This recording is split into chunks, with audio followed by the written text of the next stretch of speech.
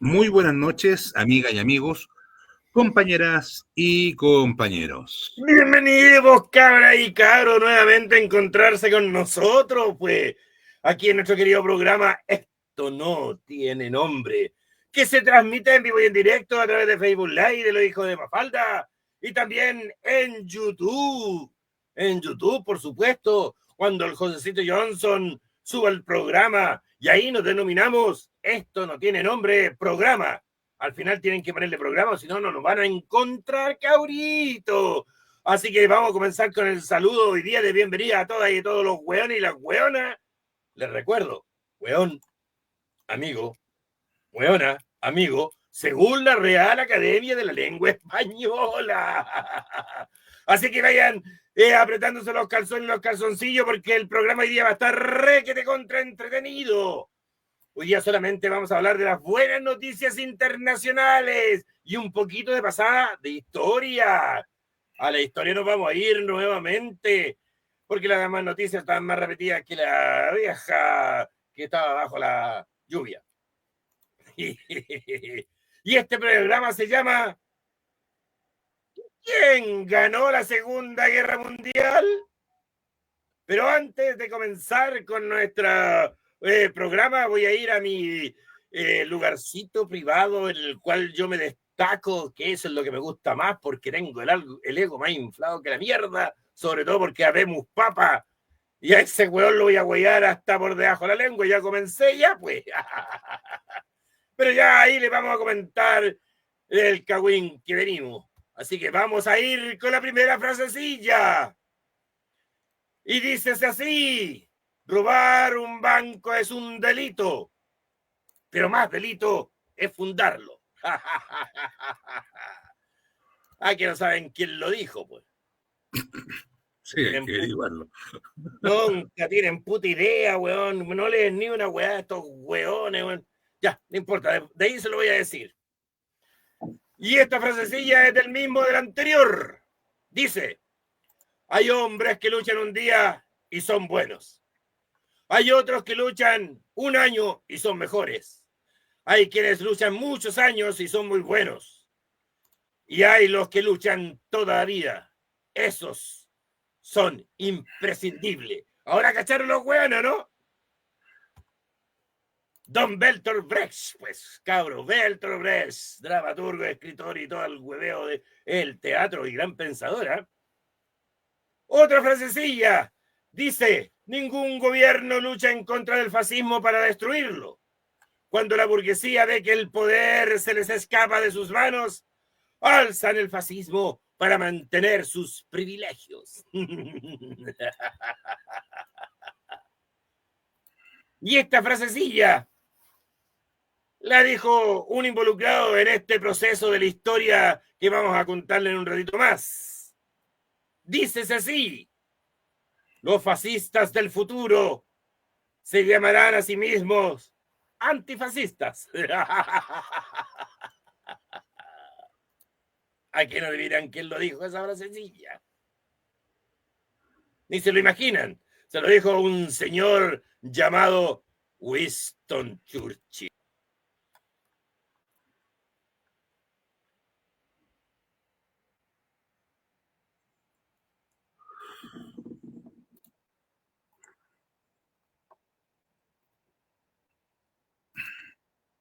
Uy, se nos cayó Don Sata, yo estaba. Uy, se le cayó de nuevo la señal. Muy buenas noches, por mí yo estaba metiendo la información para que nos pudieran ver en vivo. El tema está que hacer el programa solo es lo más fome que hay. Pero ahí llegó Onsata de Ahí nuevo. estoy llegando, llegué, por fin. Menos Me mal, había perdido Onsata. la señal, güey. Estaba Me comentando de estaba que las poniendo weas de la nervioso. señal estaban como el forro. Me caí. Pero no se preocupen, he vuelto. No lo va a hacer solo el programa, lo vamos a hacer juntito todavía. ¿Qué les parecieron las frasecillas, don Mario? Bien, pero tiene que repetir la última, Onsata. La repetimos entonces, pues vamos a repetirla, la vamos a buscar, ¿eh? O sea, ya se le perdió ya. No, no se me ha perdido, no se me ha perdido. La tengo aquí. Ahí viene. Los fascistas del futuro se llamarán a sí mismos antifascistas. Lo dijo un protagonista de la historia, don Winston Churchill. Mira tú, ¿eh? Mira tú. Don Winston Los mismos Churchill que tiene más historia. defienden la democracia son los antifascistas, o sea, son más fascistas que los fascistas. Y eso lo dijo durante la guerra. No, pero por supuesto tenía que decirlo, necesitaba que alguien peleara por él. O con él.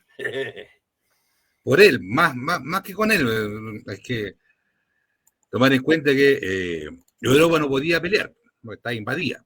Exacto, lo tenían de Entonces, No, pero no empecemos con el cuento, vamos al otro lado primero, a la noticia. Antes que eso, ¿cómo está don Mario? ¿Qué cuenta? bien, vamos a estar contentos nuevamente de estar este día lunes acá, transmitiendo, hablando cosas, cabeza pescado, las buenas noticias o las malas noticias de la semana. Siempre es entretenido hacer este ejercicio que nos obliga a leer, investigar, a buscar datos, información y todo, ¿no? Y siempre es entretenido de intercambiar ideas y discutir. La discusión es buena. Chica, peleita. Como diría Exacto, gran héroe nuestro, pues. Chileno, los porotos. A pesar de que los porotos no son chilenos nomás. No, por supuesto. Vamos, démosle. Póngale un... Vamos. Uy, ¿qué pasó? Salió humo blanco. Apareció un nuevo Papus. Papus sabemos. Y lo interesante es que tomó un nombre de otro papa. Porque, vamos a decir el nombre del otro papa, León XIV se llama este nuevo papa que hoy día tenemos instalado para todos los católicos y católicas creyentes en la fe y ya están felices y saltando porque tienen nuevos papas. Que bueno, yo me voy a entretener más que la mierda haciendo mis satanizadas cosas de la vida. Esperando a los pecadores. Lo primero que me gustaría decir con respecto a esto es que cuando aparece este nuevo papa y un papa norteamericano, mis prejuicios afloraron inmediatamente y consulté a nuestro querido hermano y compañero José Johnson, quién es este papa, porque yo asumí que era un papa de la ultraderecha y que la ultraderecha haya ganado nuevamente en la iglesia. Y José, que es un tipo que, recuerden, es teólogo, profesor de filosofía, profesor de religión a nivel universitario, me dio una descripción bastante amplia y muy positiva con respecto a este nuevo papa. Y me aclara un concepto. Fíjate en el nombre, me dijo. El nombre que tomó es el nombre de León XIV, que fue lo que usted dijo, Gonzalo. ¿Y por qué León XIV? Porque ya había un León XIII. Exactamente.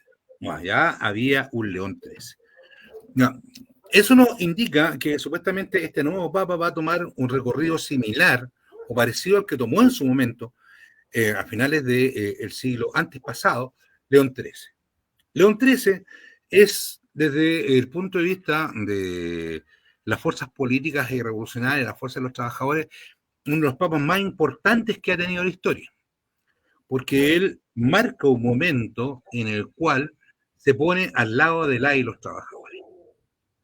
Es un papa que le toca enfrentar una crisis a nivel europeo, donde la gran mayoría de las fuerzas de la y los trabajadores se estaban organizando y se estaban sublevando en contra de los grandes capitalistas del momento. Ahí estamos hablando del capitalismo más rancio de la época.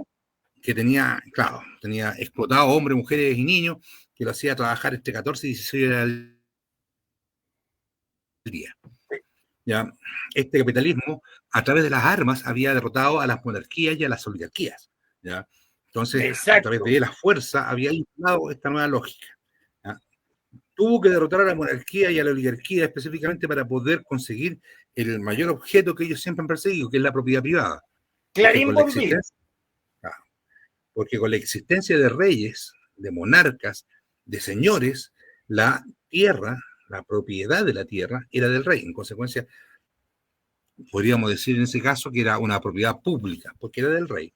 En consecuencia, los privados, los grandes empresarios, los capitalistas no podían tener propiedad de la tierra. Y para poder obtener esta propiedad de la tierra, tuvieron que enfrentarse a nivel militar y derrocarlos. Ahí se aparece la Revolución Francesa, ¿no, Sata?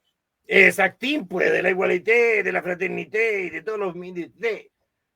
Y ahí nacieron grandes pensadores como Rousseau, D'Alembert, Diderot y una chacalada de buenos más. Y también nació otro weón que se llamaba Napoleón. Claro, y Napoleón particularmente fue el encargado de derrotar y destruir a la demás monarquía europea. Claro, a los reyes, a los Kaiser, a los zares, a todos esos hueones que tenían el título entregado por aquel.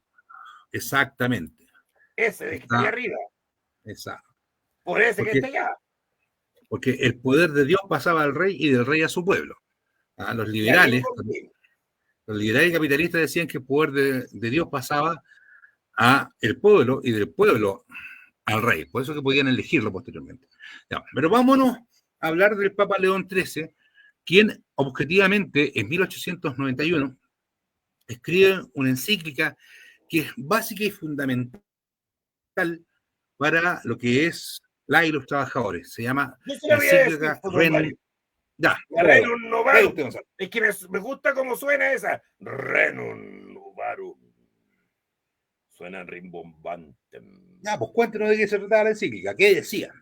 La encíclica estaba a favor de los trabajadores y los trabajadores porque veía cómo estos se estaban organizando, pues.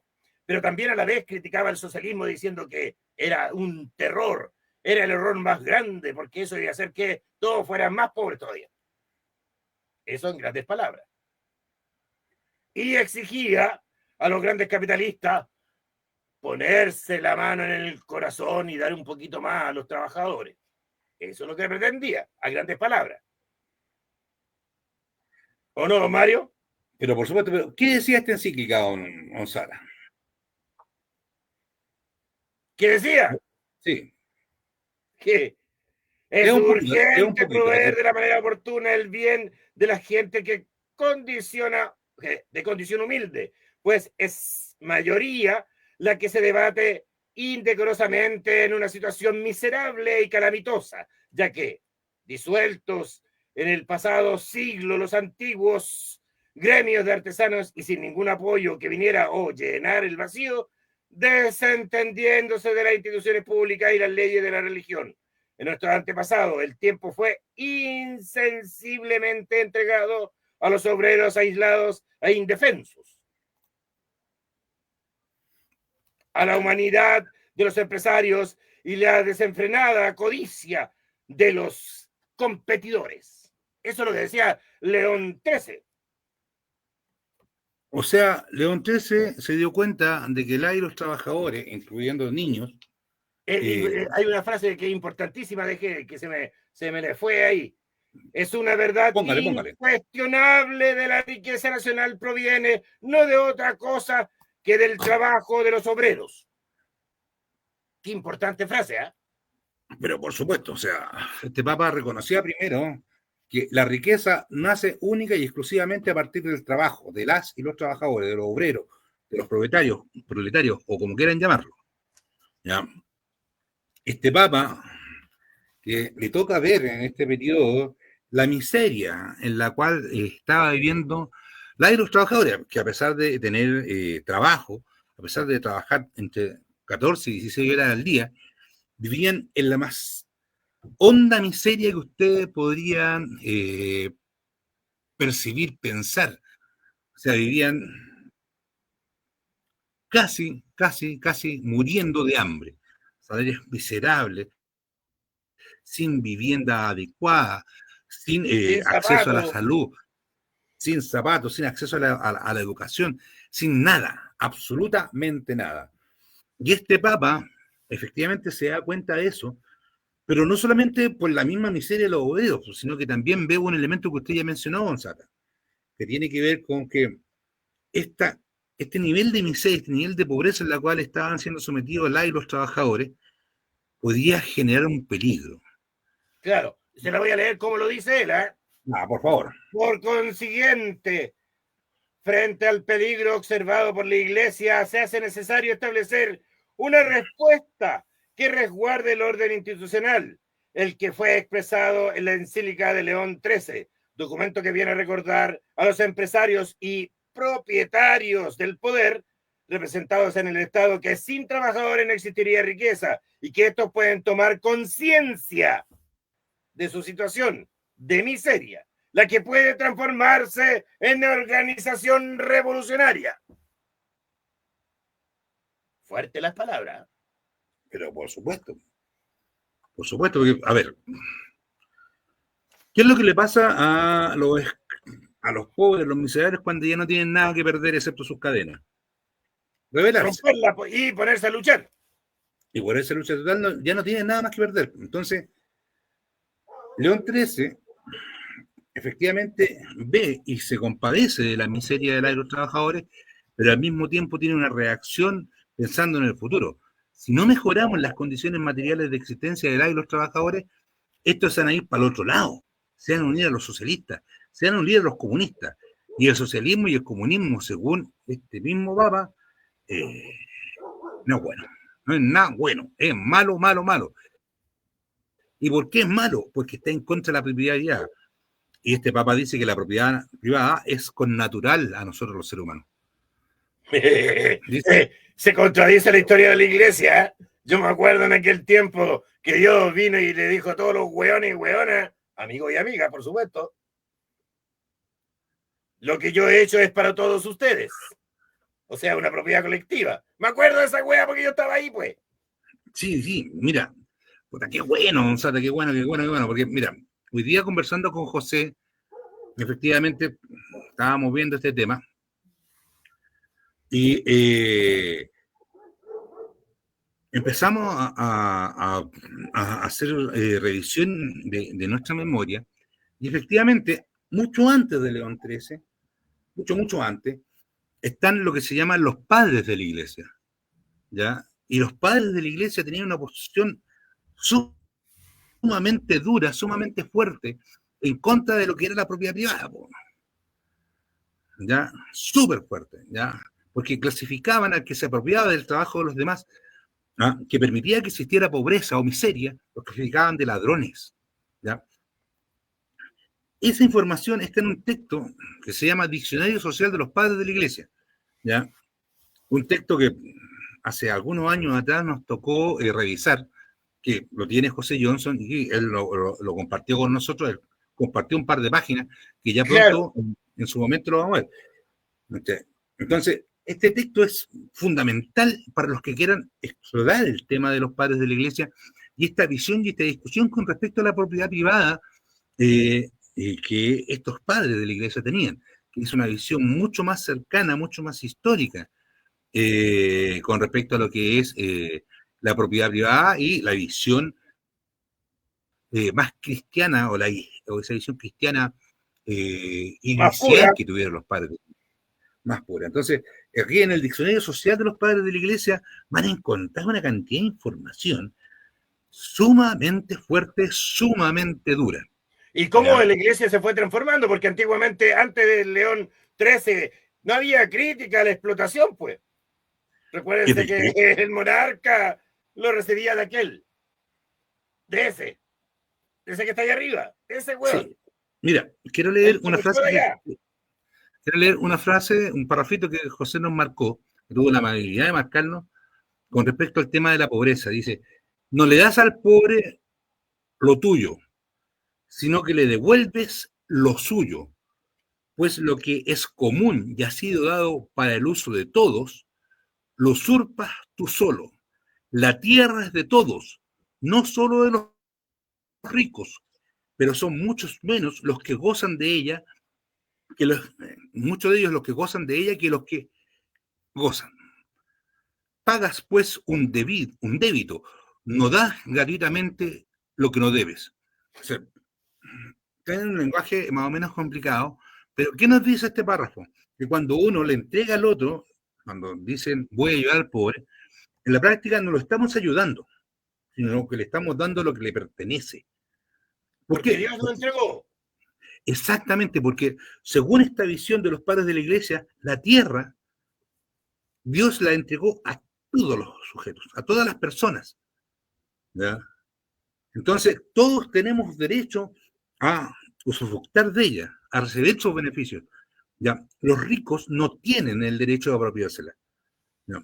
Entonces, frases o elementos del pensamiento de los padres de la Iglesia están en este diccionario social de los padres de la Iglesia y que sería súper interesante que los cristianos de todas las latitudes, ya sean evangélicos o católicos, le pegaron una risadita a lo que pensaban los padres de la Iglesia. ¿De dónde nace todo esto? Exactamente, y cómo posteriormente la Iglesia se fue poniendo al lado de los reyes protegiendo la propiedad privada, ya no, o sea, la propiedad pública que era propiedad de los monarcas y de los oligarquías. Y después cómo se pone al lado de los burgos o de los burgueses capitalistas que los conocemos hoy en día. Es que hay dudas, porque particularmente con León XIII, uno ve la separación que tiene la Iglesia, particularmente con la Reina Unida, y lo que son los burgos, lo que son los capitalistas, lo que son los empresarios. Tiene una crítica súper dura. Aquí nosotros leímos unos pequeños párrafos de esta encíclica es mucho más larga. ¿Ya? Pero, como les digo, la Iglesia se demora algunos años para poder establecer esta lógica. Entonces, recapitulando, el nuevo Papa, que es norteamericano y peruano, por opción, que fue un Papa misionero, que fue uno de los papas que formó parte del grupo más cercano de Francisco, hoy día toma el nombre de un Papa que fue considerado revolucionario, tan revolucionario que posteriormente tuvieron que venir algunas encíclicas para explicar que León XIII nos decía lo que estaba diciendo. Y León XIII quiso decir otras cosas. Pero lo dice clarito, clarito. Y ahí nos vamos. Pero el León XIII, ojo, no se olviden que su fundamento es cuidar la propiedad privada.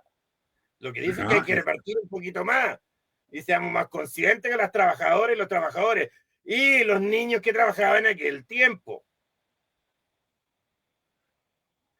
Ya, entonces, como les decía, fue tan revolucionario este Papa, León XIII, que Pío X saca una encíclica donde dice, ¿saben qué? El Papa no quiso decir lo que estaba diciendo. Esto fue en 1931, ya, porque muchos trabajadores de algunas fuerzas políticas revolucionarias marxistas se sintieron apoyados por la Iglesia, cosa que no había ocurrido con anterioridad, a pesar de la descalificación que hace el mismo León XIII con respecto a lo que es el marxismo y el socialismo. Pero a pesar de ello se sintieron apoyados. ¿Ya? Tuvieron que escribir un Mater et Magistra. Exacto, tuvieron que escribir. La de Juan 23, que fue promulgada el 15 de mayo de 1961. Sí, pero el primero que discute con respecto al tema de León XIII es Pío X. ¿Ya? Sí. Anterior. Es anterior, ¿ya? ¿Y por qué lo discute? Porque, nuevamente, él quiere exponer de que León XIII no dijo lo que dijo. Porque lo que dijo León XIII en ese periodo, bajo esas condiciones, era demasiado revolucionario. Porque en toda esta encíclica que es la Reina Unida, León XIII critica abierta y directamente a los empresarios, critica directamente a los capitalistas, a la codicia que tienen. Y a la codicia, ¿ya? Codicia que tiene al pueblo en la miseria, que está asesinando al pueblo. Exactamente. Da a entender el concepto de asesinato social. Asesinato social gracias a la miseria generada y creada por los grandes empresarios, ¿no? Por los capitalistas, por los liberales, ¿no? Entonces, ese es el Papa que hoy día tenemos. Se está basando en un Papa que fue revolucionario, que es León XIII. Vamos a ver qué revolucionario va a ser este Papa. Claro, pero es importante recordar a León XIII porque la historia lo ha borrado, lo ha eliminado. Somos un país ahistórico, somos una sociedad ahistórica. Y sin historia no comprendemos lo que hoy día está ocurriendo. ¿Ya? Han pasado más de 100 años de la Reina Unida. ¿Ya? Tuvieron que pasar más de 100 años para que un papa, un tipo que encabeza la vida de 1.200.000 1000 personas en el mundo tomara nuevamente, recuperar el nombre de León, y León XIV particularmente. Porque recuerden, el Papa, aparte de ser el vicario de la fe, es un representante político a quien le creen los sujetos por educación o por voluntad. El Papa tiene más poder que Trump, tiene más poder que Xi Jinping, tiene más poder que Putin. O sea, no sé si que Xi Jinping, porque Xi Jinping son 3.000 millones, andan por ahí. Andan cerquita los hueones. Andan cerquita. Pero ¿dónde está la diferencia? Que los cristianos, los creyentes, los católicos no están en un puro país. Están en todas partes del mundo. Grandes cantidades o en pocas cantidades, pero están ahí. Y el Papa lo representa, y les dice lo que hay que hacer. Le dice, ay, por eso hoy día hay tantos fake news del Papa, po, weón. Ya lo empezaron a wear antes que empezar a gobernar. Pero por supuesto, porque la ultraderecha, el fascismo, no le gusta este Papa. Más cuando toma el nombre de León XIV. Porque si nosotros nos costó comprender eso, a los miembros de la iglesia, a los cardenales de la iglesia, ellos sí lo sabían antes que nosotros. Es por eso que se oponen. ¿Ya? Nosotros tuvimos que estudiarlo, ¿ya? Aprenderlo, buscarlo. José Johnson nos dio indicaciones para poder profundizar en esto. Pero no lo sabíamos. Clarín Bombín. En todo caso, el texto que está ahí, me van a disculpar, es de mi libro. Está mal pelado el chancho, así funciona un moderno liberal, específicamente por el tema del modelo subsidiario. Lo pueden buscar en la página de Los Hijos Mafalda y bajarlo en forma gratuita. Y si quieren pagarlo, se lo pueden pagar aquí, está ahí. Exacto, ya. Ya, Cabrín, terminamos con León XIV porque ya estamos aleonados ya con esta cuestión, así que vamos a partir con la historia. Lo que hoy día nos congrega y por qué lo quisimos dejar para el final, para que tuviéramos más tiempo para comentar esta historia. Esta historia es muy entretenida, weón, muy entretenida. Y por eso lleva el título. ¿Y quién ganó la Segunda Guerra Mundial? ¿Fueron los Yankees? ¿Fueron la Gran Bretaña y la Commonwealth? ¿Fueron los franceses, weón, que andaban hueando por todo el mundo, conquistando terreno, weón, y todavía siguen hueando en África? ¿Fueron los belgas, weón, que fueron unos asesinos chuches su madre en África? ¿Quiénes mierda fueron los que ganaron? No me diga que fueron los comunistas. No, comunistas, ¿cómo son? Eran pobres e ignorantes. Eran rasca los comunistas. Rasca, ¿cómo van a ganar los comunistas? comunistas? A fanola como aquí en Santiago, pues, bueno, hoy día, bueno, ya la fanola está prohibida, no se puede vender por los incendios, weón, pero aquí el olor a rasca, weón, ha ido aumentando cada vez más, pues, weón. Pero si los ganadores siempre son los superhéroes, pues, las estrellas y las barras, pues. Puta, el Capitán América, weón. El otro día el Capitán América, weón. Superman, weón. Un montón de nazis, weón. Capitán América, Superman, puta, Iron Man, weón. La Mujer Maravilla, weón. Ellos ganaron la Segunda Guerra Mundial. La mujer. Los que estaban buscando al soldado Ryan, weón. Claro, sí, no, weón. Esos weón eran bacanes, weón.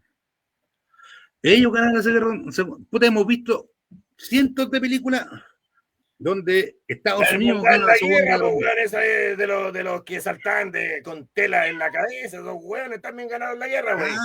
Puta. No le sacaron nada a la chucha ahí en Bélgica. No, pero hay historias entretenidas, weón, de esa parte, weón, de la Segunda Guerra, weón, ya. Pero, puta, los comunistas no pudieron haber ganado la guerra. No, porque eran cochinos, eran pobres e ignorantes. Era imposible. No. Ellos no pudieron ganar al mejor ejército, weón, de la historia, weón, de la humanidad, que era el ejército, weón, de los nazis. Era avanzadísima tecnológicamente. ¿Quién le podía ganar a los Panzer, weón? A los Tiger. Exacto, ¿quién le podía ganar? A la gran metralladora que tenían los weones, que tenía una cadencia, weón, de no sé cuántas balas por segundo, weón. A las B1, a las B2, a los aviones supersónicos que inventaron los alemanes, que son los primeros en sacar aviones supersónicos para la guerra. ¿Quién les podía ganar a ellos? Los norteamericanos tenían que hacer, pues. No podía haber otro. Claro, porque Piénsate, pues, weón, tuvieron a la cuerda a los belgas. Invadieron Bélgica, weón, invadieron Francia, weón, invadieron Italia, weón, invadieron North África, invadieron los Países Bajos, los Países Altos, los chicos, los grandes, weón, Polonia, weón. Y después se quisieron comer ¿a quién? A la Unión de República Socialista Soviética. Exacto. Claro, primero hay que decir que los europeos no derrotaron a los alemanes, ¿ya? Eso es lo primero. No fueron ellos. ¿Por qué? Porque ya habían sido derrotados por los alemanes y estaban invadidos. Eso es lo primero. Entonces, la única opción que nos deja la historia son los norteamericanos. Pero parece que eso no es así. No. En esta fecha se celebra la guerra patria en la Rusia ahora, pero antiguamente era la Unión de República Socialista Soviética. Que hay que aclararlo. Esos pobres que no tenían ingenieros ni ingenieras. Esos pobres que no se preocupaban de la educación de las mujeres, donde las mujeres eran iguales, podían ser ingenieras, médicas, podían ser aeroespaciales, podían estar en cualquier parte de la Unión de la República Socialista Soviética, inclusive en el ejército y en todas las ramas. Esa Unión de República Socialista Soviética. Claro, esa Unión de República Socialista Soviética que producía en sus universidades la mayor cantidad de ingenieros que existían en algún momento en el mundo, que establecieron la vacunación preventiva para su población, que establecieron el derecho igualitario entre hombres y mujeres, que establecieron el salario para hombres y mujeres al mismo nivel, un salario justo, ¿ya? Esos, los comunistas, el día 9 de mayo, o sea, hace unos días atrás, conmemoraron los 80 años de la derrota del ejército nazi, donde los países europeos, la derrota al fascismo, porque no solamente derrotaron a los nazis, sino que también al fascismo italiano, ¿ya? Donde los países europeos y Estados Unidos no participaron, no quisieron ir, hicieron un desfile, pusieron a toda esta mística de la Unión de República Soviética, pusieron toda la mística comunista que establece quién efectivamente ganó la Segunda Guerra Mundial. Porque no fueron los norteamericanos, a pesar de que hagan películas y hagan más películas y nos cuenten el cuento que el Capitán América fue el que ganó la Segunda Guerra Mundial. Eso es falso, es total y absolutamente falso. Los que ganaron la Segunda Guerra Mundial fueron los comunistas. Y no solamente en la lucha directa de la Unión de República Soviética contra los nazis, porque los comunistas no combatieron solamente en Rusia. Los comunistas combatieron contra los alemanes, contra los fascistas franceses, contra los fascistas italianos a través de ¿quiénes, Monsata? ¿Quiénes fueron esos? Hay una canción muy bella. Los partisanos, pues, hombre, que fue mal utilizada en una serie española, weón, ahí, la chacrearon la weá, como siempre. Porque los comunistas que vivían en los países ocupados, no, ¿cómo iban a combatir a los alemanes? Ya, efectivamente. Los partisanos franceses, italianos, partisanos belgas, holandeses, por supuesto, ya, efectivamente se organizaron a partir de lo que decía el Partido Comunista y empezaron a luchar en contra de la invasión fascista, la invasión nazista. Y el costo fue altísimo, ¿eh? Pero por supuesto, cuando tú luchas en contra del fascismo, fascismo instalado, fascismo financiado por los grandes empresarios. Henry Ford, no nos olvidemos. Exacto. IBM, no nos olvidemos. ¿Y de dónde eran esa empresa? De Yanquilandia. Exactamente, poniéndole loca al partido nazi.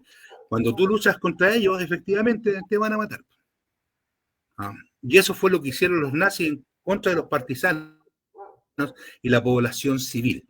No tenemos las cifras ahí, que no sé si las podemos poner acá, pero tenemos las cifras, ¿ya?, de personas que murieron en esta guerra. Pero partamos con esto. La Alemania nazi invade Europa. Invade, arrasa con su guerra relámpago, con la mayor y la mejor tecnología militar que se conocía. O sea, de la época. O sea, nadie tuvo la capacidad de pararnos, ni los franceses, ni los ingleses, ni los polacos. Y la línea Maginot y todas esas guas que habían inventado que eran invencibles. Exactamente. Ya, nadie tuvo la capacidad de pararlo. Y una vez que invadieron Europa, Hitler dijo, hay que matar a los eslavos. Primero porque son una raza inferior, como usted comentaba muy bien en la pauta, Sata, y porque más encima Rusia está llena de judíos. Porque ese es otro dato. A nosotros nos han contado la historia que los nazis mataron a 6 millones de judíos, cosa que yo no voy a dudar. Pero no fueron judíos europeos principalmente. Claro, La ellos mayor cuentan cantidad de que fueron los europeos. Exactamente, nos dicen, no, fueron los judíos europeos. Claro, siempre Sí. nos enseñan que el gueto de Varsovia fue la mayor masacre de judíos. Y no fue así. Y no fue así. La mayor masacre de los judíos fue en Rusia. ¿Y adivinen dónde? Por favor, exponga, Gonzalo. Ahí donde están peleando los rusos ahora. En este país, weón, fascista, nazista. Ahí fue la gran matanza de judíos. En Ucrania. En Ucrania. Exacto, donde el fascismo está floreciendo nuevamente, otra vez con gran fuerza y apoyado por los europeos y los yanquis. Exactamente. O sea, recuerde que hace un par de días atrás, después de que en Rusia se celebra los 80 años de la derrota del nazismo y del fascismo, el presidente Macron en Francia autoriza una marcha fascista protegida por la policía. ¿Ya? O sea, en Francia, que fue un país invadido por los fascistas, claro, hay que entender que la mitad de Francia estaba gobernada por los protofascistas, protonazistas, el gobierno de Vichy, un gobierno claro. títere, un gobierno títere que efectivamente reprimió y asesinó judíos, y que se enfrentó a los partisanos, porque los partisanos en Francia no solamente lucharon contra los alemanes, sino que tuvieron que luchar en contra del ejército francés fascista. Y ese ejército francés fascista hoy día tiene su residuo en esta marcha fascista, nazista, que se realizó hace un par de días ayer en Francia y protegida por la policía. Entonces, Oye, qué interesante, ¿no? Como los hueones que sufrieron el bombardeo, la masacre, weón, la esclavitud de su gente, porque recuerden que los franceses tenían que poner hueones para ir a trabajar en las industrias nazis. Y hueonas también. Sí, por supuesto. Don Sata, mira, José Johnson escribió lo siguiente: quien ama la libertad tiene una deuda tan grande con el ejército rojo que jamás podrá ser saldada. Frase de Ernest Hemingway. Hemingway, claro. ¿Ya? Entonces, regulemos. ¿Por qué nos han enseñado que son los yanquis y no los rusos los que ganaron la Segunda Guerra Mundial? Primero, porque son comunistas. Segundo, porque son pobres. Tercero, porque eran una tonelada de judíos los que estaban ahí. Recuerden que el marxismo nace gracias a un gran pensador. ¿Y de dónde era? Alemán. ¿Y qué es lo que era? Judío. Carlos Marx. Exactín, pues. ¿Y a quién más tenemos en Rusia, que era el gran general del Ejército Rojo? Don Mario, por favor. Don León Trotsky, por supuesto. Ya, pues. León Trotsky. Sí, ¿qué le digo yo? Disculpe, don Sata.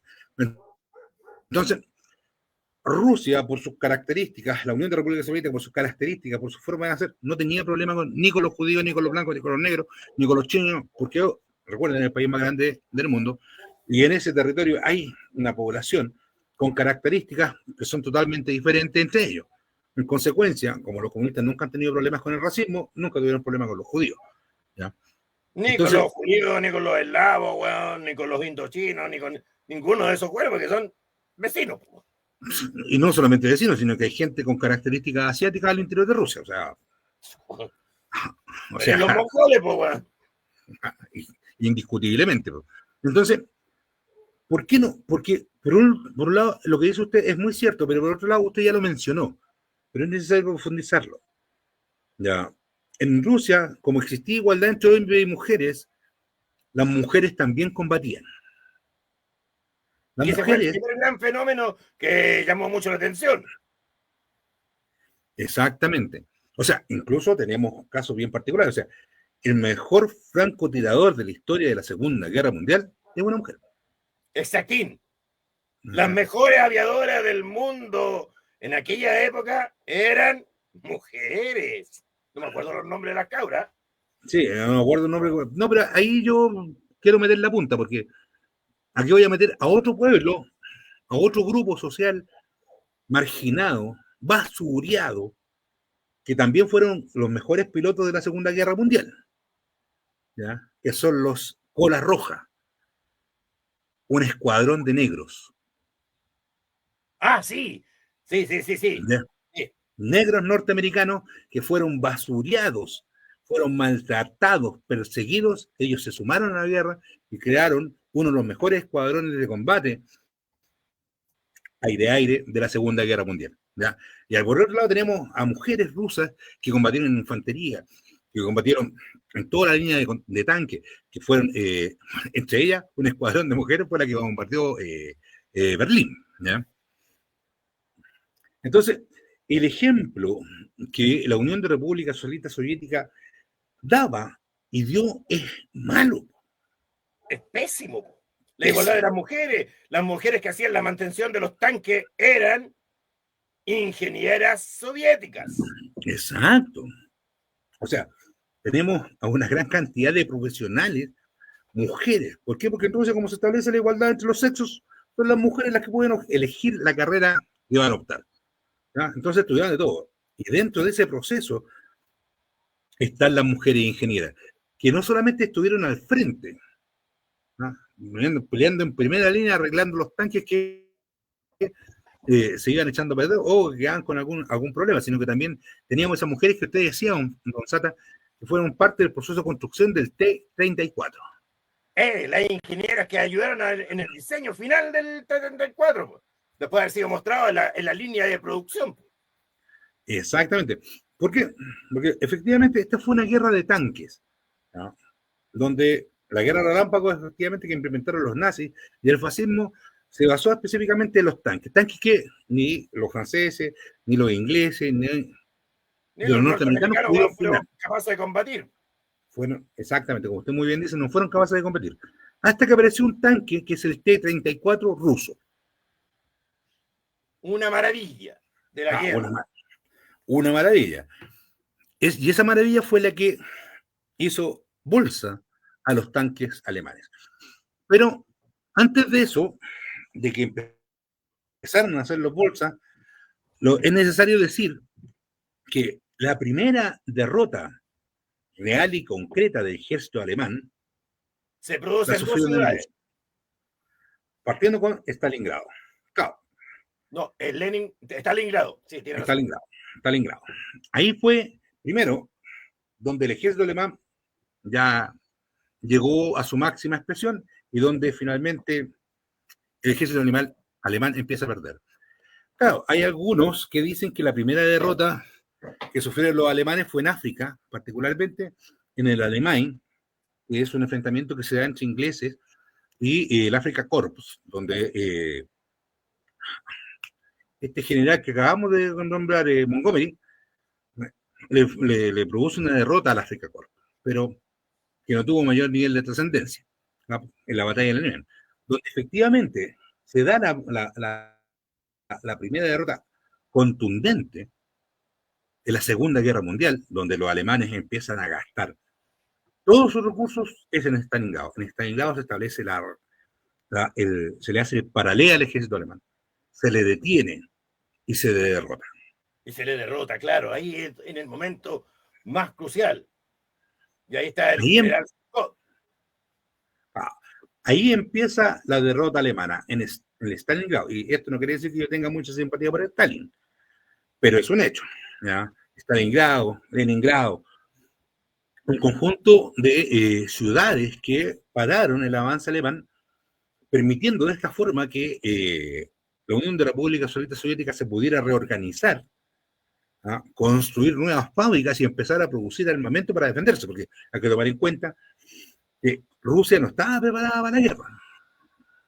Tenía armamento más anticuado que tenía armamento anticuado del 1917, de por ahí tenía el armamento. Exacto. Entonces no se habían preparado para la guerra. Ellos, cuando se firma el acuerdo con Alemania de no agresión, ellos establecen un límite que dividen Polonia, ¿ya? Donde un sector de Polonia es ocupado por los rusos, por los comunistas, ¿no? Donde se pegaron un desquite ahí, principalmente con la oficialidad del ejército polaco, donde se los piteaban a todos, ¿ya? Y eso tiene una explicación muy, muy concreta, pero ese es parte de otra historia. Pero efectivamente los rusos ahí establecen su línea. No, Los alemanes no la respetan y arrasan con Rusia, tanto así que llegan al Stalingrado donde son frenados. Y Pero, llegan a Moscú. no, los rusos no llegaron a Moscú, o sea, los alemanes no llegaron. Los nazis llegaron a la afuera de Moscú. Estuvieron cerquita, pero ahí los pararon. Ahí, claro, pegaron la media frenada ahí. Los detienen, la Unión de República Socialista Soviética se reorganiza, construye fábricas y en muy poco tiempo, en meses, empieza la producción de armamento que le permite a los rusos, a los soviéticos, para ser más precisos, empezar a avanzar. Hacer la gran ofensiva. Y, hablemos de la gran ofensiva, Gonzalo. Usted recién lo mencionaba. La famosa guerra más grande del mundo de tanques en Kursk. Batalla. La gran batalla de Kursk, donde derrotaba la nueva tecnología que Hitler había sacado en aquel tiempo que había presionado a su gran industria, los Tiger. Tanques que iban a destruir a los T-34. Y ahí quedaron en el camino los huevones. Lo hicieron mierda. No. Esa es una de las grandes batallas que se estudia en la historia del mundo. Claro, es una de las grandes batallas que se estudia, porque es la batalla más grande entre tanques, donde el ejército alemán pierde, y pierde en forma catastrófica. ¿Ya? Después de esa batalla, los alemanes no logran recuperarse y empieza el avance del ejército soviético, del ejército rojo, ¿no? Por Europa. ¿Ya? Recuperando lo que es la Europa ocupada, específicamente por los nazis, y llegando a su capital, que es Berlín, donde están los... Gonzalo, ¿iba a decir algo? Donde ponen la bandera roja con la hoz y el martillo, que significa la unión de los campesinos y obreros del mundo.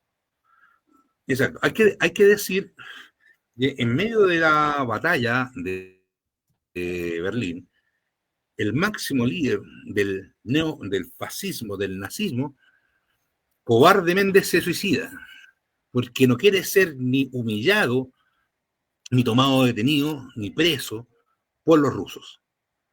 ¿No? Porque existía la posibilidad que le pasara lo mismo que a Mussolini. Entonces, no solamente se suicida, sino que se hace quemar para que no sea humillado, el terror a la humillación. ¿Ya?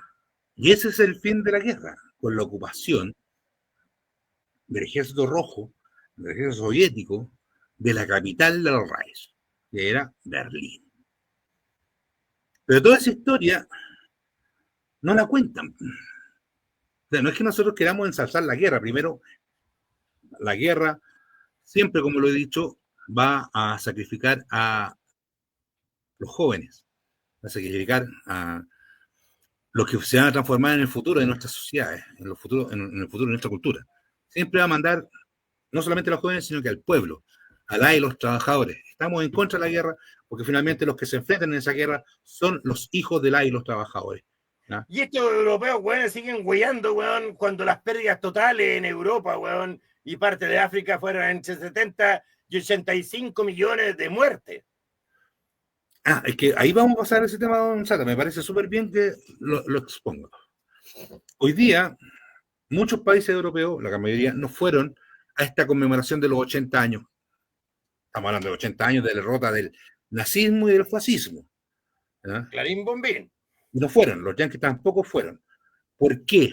Porque están enfrascados en empezar una nueva guerra con Rusia por el tema ucraniano. Recuerden que la von der Leyen estableció la necesidad de que Europa se rearme, que aumente su inversión militar, ¿ya? Subiendo sobre el 2% del Producto Interno Bruto de recursos que van a ser destinados a la guerra. Quieren establecer un estado policial, quieren establecer estados militares para enfrentarse a ¿quiénes? A los rusos. Olvidando lo que usted acaba de decir, pues, Gonzalo. Olvidando absolutamente. Eso. Y esas son estimaciones, ¿ah? Porque nunca se supo bien claramente cuánto fueron las personas que murieron en esta gran guerra que es la Segunda Guerra Mundial. Efectivamente, Por Gonzalo. eso se habla de 70 a 85 millones. O sea, Claro, los europeos creen que más o menos lo mismo, quieren que mueran de nuevo. claro. Ahora, Y algunos estiman que incluso es más. ¿Ya? Entonces, miren, el total de civiles, de personas que no eran soldados, no combatientes, que fueron asesinados en esta guerra, fueron 47.120.000 personas, que ese es un estimado. claro, ¿Ya? ese es un estimado. Incluye a los nazis, a la Sí, por gente supuesto, que no, a los alemanes. Claro. al Y pueblo alemán. de estos 47 millones, o sea, 120.000, la mayor cantidad de civiles asesinados se produce en Rusia, en la Unión de Repúblicas Socialistas Soviéticas, con 23.139.000 personas. Ahí es donde se produce la mayor masacre. Después, lo que China también estuvo metida en la Segunda Guerra Mundial, particularmente enfrentándose con los japoneses, después vienen los chinos. 14 millones de civiles asesinados por los japoneses. 14 millones. ¿Ya? Y acá estamos hablando que los comunistas también se enfrentaron a los japoneses, pero esa va a ser otra historia. La población de la Alemania nazi que murió, civiles, fueron 3.640.000 personas. Pero si nosotros vemos acá estas estadísticas, que son estadísticas oficiales, los civiles rusos, y entre ellos una cantidad significativa, importante de judíos, fueron asesinados acá. 23.139.000 personas. Es una guerra que lo único que buscaba era aumentar la riqueza de los grandes capitalistas, de los grandes empresarios. ¿Ya? Porque eso buscaba la Nadie guerra. lo dice. No, nadie lo dice. ¿Ya? Entonces, y si nos vamos a los soldados, o sea, la muerte de militares, la Unión de Repúblicas Soviéticas perdió 9.360.400 soldados en toda la guerra. Es el país que más soldados puso en esta guerra, que sufrió la mayor cantidad de bajas. ¿Ya? La Alemania nazi perdió 3.318.000 soldados. Y la Y aquí mayoría lo viene... perdieron en la Unión de Repúblicas Socialistas Soviéticas. Exactamente. ¿Ya? Pero, Gonzalo, ahí busque. En esta tabla que tenemos nosotros acá. ¿Cuántos soldados perdió Estados Unidos en toda la guerra? 174.000. 174.000. Nada. O sea, comparativamente, ¿cómo el país que ganó la guerra, la Segunda Guerra Mundial, en todo el proceso de la guerra, perdió 174.000 soldados? ¿Cuál es la explicación de eso? Que no batallaron ni una huevo. Exactamente. Entraban en combate recién en 1943, y cuando entraron en combate en 1943 le sacaron la chucha, porque se fueron a invadir Sicilia. ¿Y por qué se fueron a invadir Sicilia, Gonzalo? Ah, porque estaba la mafia, pues, con el compadre este que hablaba con Truman, weón. No, ¿cómo se llama el otro, weón? El anterior. Era Truman, Roosevelt. Roosevelt, claro, que ahí se fueron a cenar ahí junto con la mafia norteamericana que era dueña de Sicilia, así que ellos le prepararon el camino y le abrieron la puerta, weón. Entren, cabros, nomás por aquí no le va a pegar nadie ni un balazo. De hecho, los soldados italianos se rindieron al tiro. Ah, ahí la movida la hizo Charlie Luciano, ¿ah? La cabeza de la mafia norteamericana e italiana. Pero cuando entraron a Italia, los nazis le sacaron la chucha a los yanquis. Exactamente. Los y después, frenaron ahí. Exacto. Entonces, y después su gran participación, o sea, fueron a África, al África a combatir contra el África Corte, y posteriormente el desembarco de Normandía, que, puta, hay 50.000 películas que hablan de desembarco de Normandía, ¿ya? ¿Y cuántos fueron los muertos en Normandía? No lo sé, don Mario, pero no tengo esa cifra. No lo Ah, conté. no se la ha pasado. Puta, el día D dice, el 6 de junio de 1944, los aliados sufrieron más de 10.000 bajas. incluyendo al menos 4.414 muertos confirmados. Las fuerzas británicas y canadienses sufrieron alrededor de 3.700 bajas, mientras que las fuerzas estadounidenses sufrieron alrededor de 6.600 bajas. Se estima que las fuerzas alemanas también sufrieron bajas significativas, entre 4.000 y 9.000, incluyendo muertos, desaparecidos, heridos y prisioneros. O sea, en esta batalla del día D, que nos han mostrado sistemáticamente películas y hacen referencia a ello, los soldados que murieron no fueron más de 20.000. En el día más importante, según la televisión, según el cine, según lo que dicen los norteamericanos, no murieron más de 20.000 soldados. Y si no hubiera sido por los partisanos franceses, weón, que les cortaron las vías de tránsito, weón, a los nazis, weón, hubieran sacado más la chucha todavía.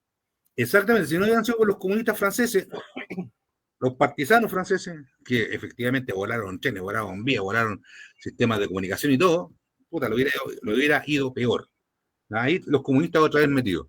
Entonces, nosotros vamos para los 56 minutos. Ya, yo creo que estamos listos. Redondeemos.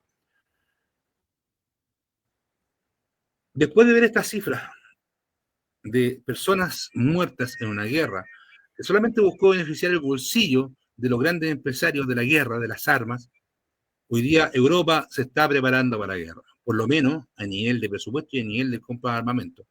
Europa le está comprando el 60% de las armas a Estados Unidos. Estados Unidos está llenando los bolsillos con los euros, ¿ya?, de los países europeos, con esta amenaza a la guerra. Después de que murieron entre 60, 70, 80, incluso hasta 100 millones de personas en esta guerra, donde se perdió el 3% de la población mundial aproximadamente, Europa quiere una nueva guerra con Rusia. ¿Ya? O sea, quieren eliminar a la gente sí o sí, mandar a los hijos de los trabajadores al sacrificio. Y después mandar a los papás, acuérdense. O sea, si no aprendimos nada de esta maldita guerra que fue la Segunda Guerra Mundial, si no aprendimos nada de la guerra de Vietnam, si no aprendimos nada de la guerra de Corea, si no aprendimos nada de la guerra de Irak, de Afganistán, del genocidio en Gaza, weón, que está el fascismo en pleno. El genocidio en Gaza, si no hemos aprendido nada, algunos dicen que merecemos la extinción. Ya, Gonzalo, yo me despido hasta el próximo lunes a las 9:30 de la noche, donde vamos a tirar un tema que va a sacar alguna roncha.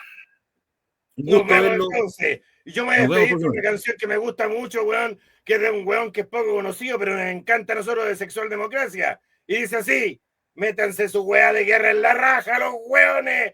Así que métansela por donde les caiga su caga de guerra y váyanse a la chucha los weones. Y corta Mario, porque si no los fascistas nos van a venir a fusilar, weón, y nos van a perseguir, nos mandar a un gueto, weón, el gueto de Santiago, weón, donde detienen a todos los weones presos y cagados viviendo en la calle, cagados de hambre, y ningún culiado hace ni una wea. Buenas noches, que descansen en paz. Besito.